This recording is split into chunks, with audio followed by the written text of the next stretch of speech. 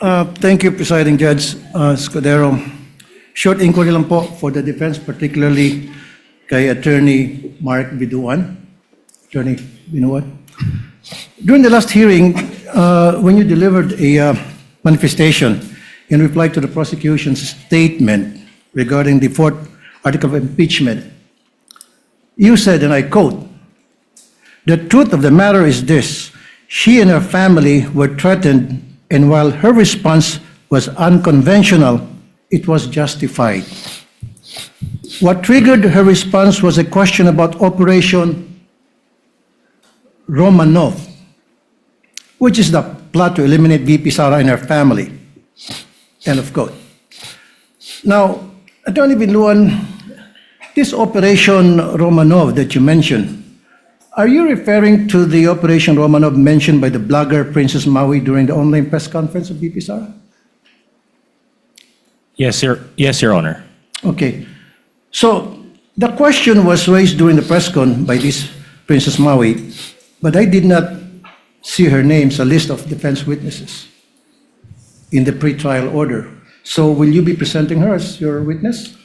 Your Honor, at this point, it will depend on what will be established by the prosecution. The defense reserve its right to call or not call any witness depending on the course of the trial. Oh, I see. Okay. So, in other words, will you also be presenting any other witness to prove this threat or this Operation Romanov? Yes, Your Honor, that will be part of our evidence in chief. May this court know now kung sino-sino itong mga witnesses na inyo i-present? Of course, Your Honor. We are not at liberty to disclose that at this time. Again, it will depend on the course of the trial.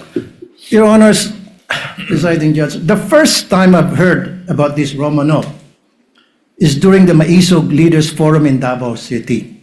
That was on January 28, 2024. Correct me if I'm wrong.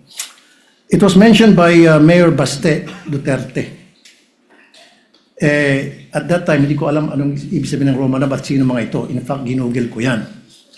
Sino tong family Romanov? So napag-alaman ko, apparently, they were the ruling family in Russia that was murdered by the Bolsheviks in the night of July 16, 1918. Malapit-lapit na sa anniversary, 108th anniversary.